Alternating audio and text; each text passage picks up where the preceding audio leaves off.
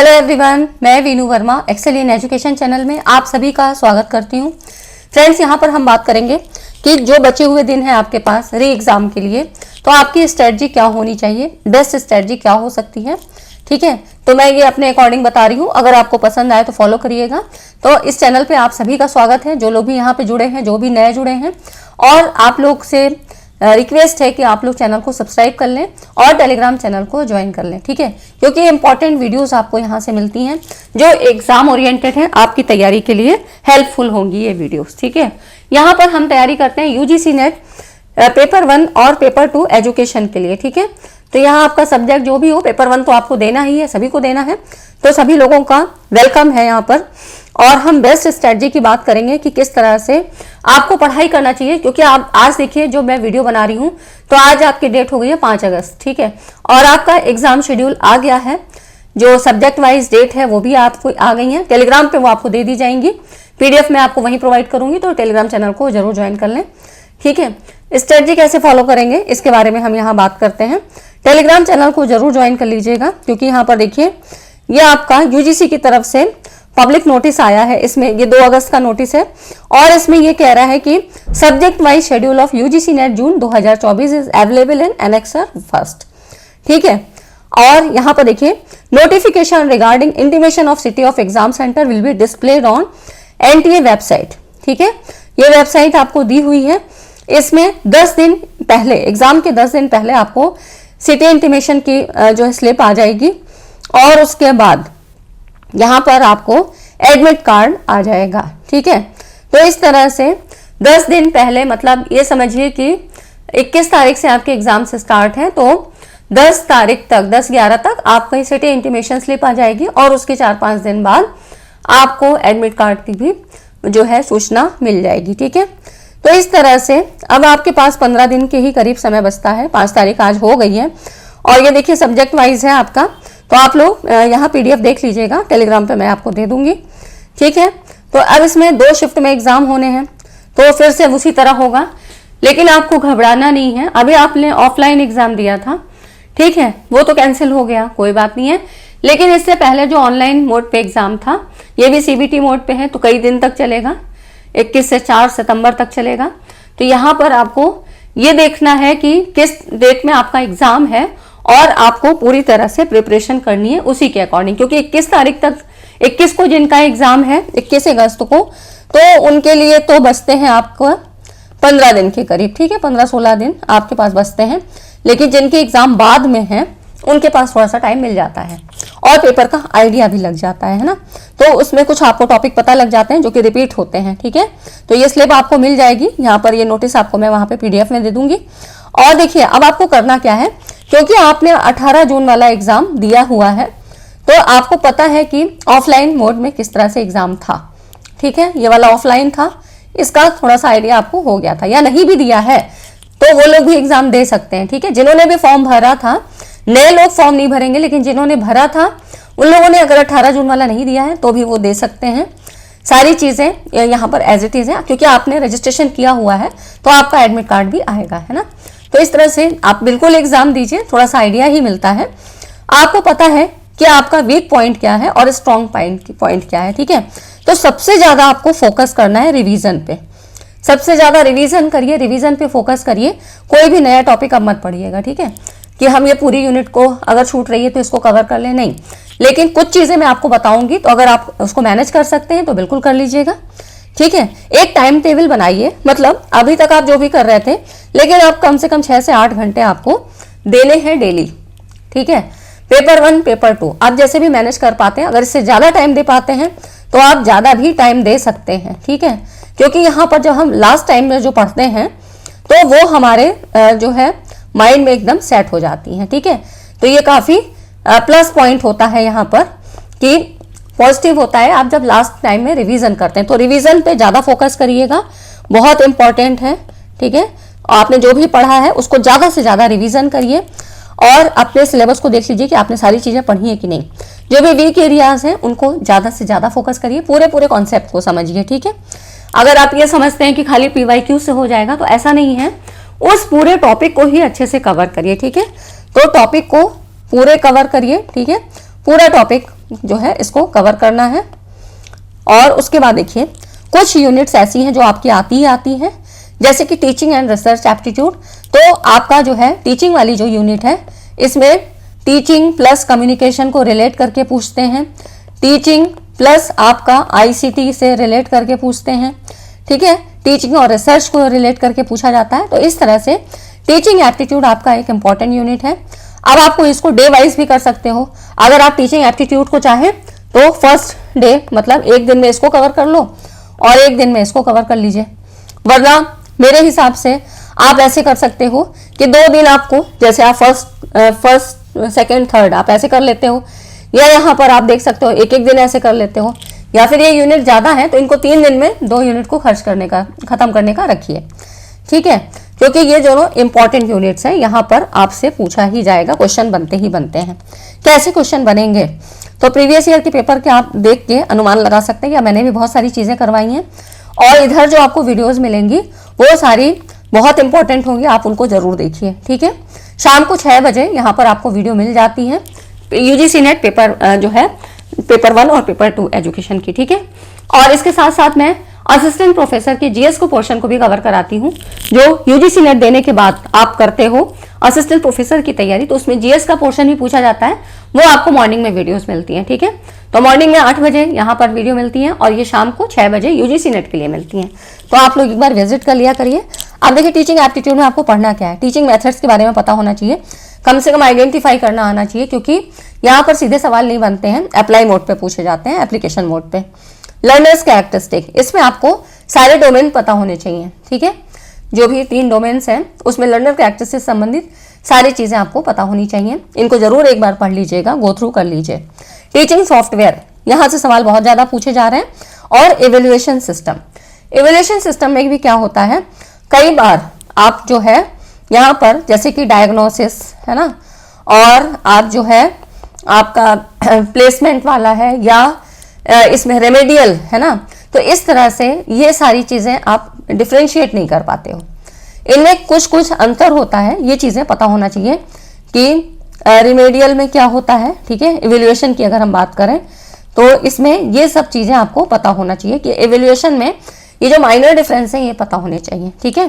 तो इसको बहुत अच्छे से पढ़ना है। एब्सेटिव क्या होता है ना, आपको पता है कि फॉर्मेटिव समेटिव ये होता है, वो सब पता है ना, लेकिन इसके अंदर भी आते हैं, बहुत सारी चीजें आती हैं जिसमें डायग्नोसिस, रेमेडियल और आपका जो है फॉर्मेटिव, मतलब इसमें और कौन कौन से होते हैं, ठीक है। एग्जाम्पल बेस पे भी पूछ लेते हैं, तो ये चीजें पता होना चाहिए। रिसर्च एप्टीट्यूड में रिसर्च मेथड से एक क्वेश्चन बनना ही बनना है। एथिक्स से सवाल बहुत पूछे जा रहे हैं। एथिक्स के अंतर्गत ही आपका प्लेजरिज्म, ठीक है, प्लेजरिज्म से सवाल पूछे जाते हैं, और इसको मैंने पूरी यूनिट कवर करवा रखी है, वीडियोस आप पूरी देख सकते हैं। प्लेलिस्ट में आप यहाँ पर जाइए, प्लेलिस्ट में सारी चीजें आपको मिल जाएंगी टीचिंग और रिसर्च से, यूनिट वाइज आपको सारी चीजें कवर करवाएंगी, है ना। थेसिस और डिसर्टेशन एंड हाइपोथेसिस टेस्टिंग, ठीक, टाइप 1 एरर क्या है, टाइप 2 एरर क्या है, जेड टेस्ट क्या है, टी टेस्ट क्या है, ये सारी चीजें हाइपोथेसिस टेस्टिंग में पूछी जाती हैं। हाइपोथेसिस से सवाल बहुत बनते हैं, तो इस यूनिट को पूरा कवर कर लीजिए, है ना। और प्रीवियस ईयर पेपर आपको ज्यादा करने हैं। मॉक टेस्ट लगाइए, तो मॉक टेस्ट में भी टाइम के अकॉर्डिंग करिए, ठीक है, टाइम मैनेजमेंट आपका इससे हो जाएगा। जब आप मॉक टेस्ट करते हो तो आप टाइम को ध्यान में रख के करें, है ना। आप देखिए रीडिंग कॉम्प्रिहेंशन, मतलब कुछ यूनिट मैंने आपको कहा ना कि ये तो आनी है, टीचिंग और रिसर्च हो गया, और रीडिंग कॉम्प्रिहेंशन भी आना है, ठीक है। तो ये तो इम्पोर्टेंट है, और इसमें जितनी ज़्यादा प्रैक्टिस होगी उतना ही आपके लिए अच्छा होगा, क्योंकि फिर से हम सीबीटी मोड पे आ गए। तो अब क्या है, कॉम्प्रिहेंशन में वही प्रॉब्लम जो कि ऑफलाइन में नहीं थी, वही एक प्लस पॉइंट था। तो यहाँ पर क्या होगा, स्क्रॉलिंग आपको करनी पड़ेगी, है ना। तो थोड़ा टाइम मैनेजमेंट का ध्यान रखना है, इसी में ज़्यादा उलझना नहीं है। और रीडिंग कॉम्प्रिहेंशन कैसे करते हैं इसके लिए भी वीडियो मैंने बना रखी है, तो आप देख लीजिएगा, प्लेलिस्ट में आपको बहुत सारे इंपॉर्टेंट कॉन्सेप्ट मिल जाएंगे। कम्युनिकेशन में क्या होता है, हर बार कुछ न्यू कॉन्सेप्ट अलग से पूछा जाता है, ठीक है, तो वो तो पता ही लग जाएगा क्या पूछा जा रहा है। लेकिन टाइप्स ऑफ कम्युनिकेशन जिसमें नॉन वर्बल है ना, बैरियर्स और मास मीडिया, यहाँ ये जरूर से आपको पढ़ लेना है, बहुत अच्छे से थॉरली सारी चीज़ें पढ़ लेनी है, क्योंकि यहाँ से क्वेश्चन बनते हैं, ठीक है। प्रीवियस ईयर क्वेश्चन आपको ज़्यादा से ज़्यादा करना है, रिवीजन पे ज़्यादा ध्यान देना है। यहाँ पर जो सबसे ज़्यादा कम्युनिकेशन में अगर हम बात करें तो कुछ ऐसे टिपिकल टर्म्स पूछे जाते हैं, है ना, वो उनकी मीनिंग जो है नहीं पता होती है। तो जितनी भी पुरानी वीडियोस हैं वो आपको यूनिट वाइज आपको सारी चीज़ें मिल जाएंगी, तो आप लोग प्लीज़ उनको ज़रूर देख लीजिए, ठीक है। इतनी चीज़ें समझ में आई तो वीडियो को लाइक एंड शेयर करें, क्योंकि देखिए यहाँ पर इसी एक वीडियो में मतलब मैं आपको ये भी बता दे रही हूँ कि क्या क्या चीज़ें आप पढ़ लीजिए, ज़्यादा टाइम नहीं है, एक एक दिन ही आप यूनिट वाइज दे सकते हैं। और बहुत ज़्यादा अब हम सोचे कि नए सिरे से हम मैथ्स के सवाल समझें या डीआई के सवाल समझें तो वो कोई फ़ायदा नहीं है। जितना आता है उस पर ज़्यादा पकड़ बनाइए अपनी, है ना। तो इस तरह से जो नहीं आता है उसकी तो कोई बात नहीं है, लेकिन जितना आता है उसको अच्छे से करिए। मैथमेटिकल और लॉजिकल रीजनिंग जरूर आएगा, वेरी इंपॉर्टेंट है। यहाँ से तो आपके 5 सवाल बनने ही बनने हैं, 5 या ज़्यादा भी बन जाते हैं। मैथमेटिकल रीजनिंग में नंबर सीरीज से ज़रूर आता है, लेटर सीरीज, कोड्स और रिलेशनशिप, ठीक है। तो इसमें से ये चीज़ें अगर आपने समझ ली, क्योंकि थोड़ा टाइम टेकन हो जाती है ना, टाइम टेकन हो जाती है, तो ऐसा नहीं है कि आप इसी में उलझे रहें, आपको बाकी पेपर भी देना है ना। तो खाली 2-4 नंबर के लिए भी ऐसा नहीं है, अगर हो पा रहा है आराम से तो ठीक है, वरना कुछ ज़्यादा लेंदी लग रहा है तो फिर थोड़ा सा आगे बढ़ जाइए, इसको बात के लिए रखिए, है ना। और देखिए लॉजिकल रीजनिंग में बात करें तो स्ट्रक्चर ऑफ आर्गुमेंट पता होना चाहिए, verbal, analogies, Venn diagram, syllogism और फैलेसीज, है ना। तो ये जो है इतने तो आपको टॉपिक पढ़ने ही पढ़ने हैं, इंपॉर्टेंट है, यहाँ से क्वेश्चन बनने ही बनने हैं, है ना। तो ये कुछ टॉपिक्स तो हैं जो कि आपसे पूछे ही जाने हैं, डीआई के सवाल आने ही आने हैं, प्रैक्टिस पर ही है। और आईसीटी में अगर हम बात करें तो देखिए आपको बेसिक्स ऑफ कंप्यूटर पता होना चाहिए, ई लर्निंग क्या है यहाँ पर, ठीक है, और मूक्स के बारे में, है ना। तो इंटरनेट से संबंधित चीज़ें ई लर्निंग में ही आ जाता है, या इंटरनेट, है ना। इंटरनेट में जो यूज़ होते हैं टर्मिनोलॉजी, इनकी जानकारी होना चाहिए। मेमोरी से सवाल आते हैं, क्योंकि कई बार आपके मैथमेटिकल सवाल भी आ जाते हैं, ठीक है। तो अगर आपने पढ़ रखा है तो उस कॉन्सेप्ट को थोड़ा रिवाइज करिए, बार बार करिए, और नहीं तो मैं भी यहाँ पर करवाऊंगी, तो आप थोड़ा सा यहाँ पर इंगेज रहिए, है ना। उसके बाद बात करते हैं पीपल एंड एनवायरनमेंट, जहाँ से आपके देखिए करंट अफेयर के भी सवाल पूछे जाते हैं। करंट अफेयर से संबंधित आपका पीपल एंड एनवायरनमेंट में हायर एजुकेशन, ठीक है, पीपल डेवलपमेंट एनवायरनमेंट, यहाँ पे करंट के सवाल बनते हैं, और आपसे बनता है यहाँ पर आईसीटी के, ठीक है। तो ये 3 यूनिट्स हैं जहाँ पर करंट के सवाल बनते हैं, करंट अफेयर के। पीपल एनवायरनमेंट की बात करें तो पॉल्यूशन से सवाल बहुत पूछे जा रहे हैं, जिसमें कि एयर पोल्यूशन, ठीक है। एयर पोल्यूशन आपको बहुत अच्छे से पढ़ लेना है। PM 2.5 क्या है, PM 5.0 क्या है, ठीक। Water pollution, air pollution, natural hazards और प्रोटोकॉल्स एंड कन्वेंशन, जितने भी प्रोटोकॉल्स हैं उनके बारे में, वैसे मैंने यहाँ पर वीडियो बनाई भी थी, तो सारे इंपॉर्टेंट प्रोटोकॉल्स, हो सकता है उसमें आपको साउंड की कमी लगे तो, लेकिन मैं फिर से आपको ये वाली जो है ये सारे टॉपिक आपको कवर कराऊंगी, ठीक है। तो इस चैनल पे जुड़िए और अपनी तैयारी को और मजबूत करिए, है ना। मैं कोई कोर्स अभी नहीं सेल कर रही हूँ, कुछ नहीं है, जो पढ़ाऊंगी आपको यूट्यूब पर ही है ना। तो यहाँ पर जुड़िए और अपनी तैयारी को मजबूत करिए। अब देखिए आपकी आती है हायर एजुकेशन, तो आपके देखिए 10 यूनिट है, अगर आप एक एक दिन, या मान लीजिए जो ज़्यादा बड़ी यूनिट है उसमें आप 3 दिन में 2 यूनिट को कवर कर लेते हो, तो आपका इस तरह से ही कवर हो पाएगा, है ना। क्योंकि हमें कुछ भी छोड़ना नहीं है, कम से कम जो टॉपिक मैंने आपको बताए इतने तो ज़रूर कर लेना है। एक एक दिन हर चीज़ को दीजिए, और मॉक टेस्ट दे सकते हैं, अच्छी बात है, लेकिन घबराना नहीं है कि अगर आपका टाइम के अंदर नहीं हो पा रहा है तो मतलब आपको नर्वस नहीं होना है ना। क्योंकि यहाँ पर आप अपनी तैयारी को और मजबूत करना है, ना कि आपको डिप्रेशन में चले जाना है। हायर एजुकेशन में देखिए गवर्नेंस की बात करें, पॉलिसीज हैं, कमीशन एंड कमेटी बहुत इंपॉर्टेंट है, और NEP 2020, ठीक है। क्योंकि 4 साल बने हो गए हैं, अब इसमें बहुत सारी न्यू अमेंडमेंट्स आ गए हैं, तो आपको कुछ न्यू चीज़ें आपको पता लगेगी, न्यू कॉन्सेप्ट, है ना। ये सारी चीज़ें आपको पता होनी चाहिए NEP 2020 से संबंधित, है ना। तो हायर एजुकेशन में करंट के सवाल आपके पूछे ही जाते हैं, ये चीज़ मैंने आपको बता ही दी कि ये 3 यूनिट्स आपसे पूछी जाती हैं, ठीक है। तो सबसे ज़्यादा आपको करना यही है कि आपको रिवीजन पे ज़्यादा ध्यान देना है। मॉक टेस्ट दे सकते हैं, अच्छी बात है, और अपनी परफॉर्मेंस को देखते समय अगर आपको लगता है कि मेरा स्कोर कम हो रहा है तो उसमें भी नर्वस नहीं होना है कि आप अपना कॉन्फिडेंस लूज करें, ठीक है।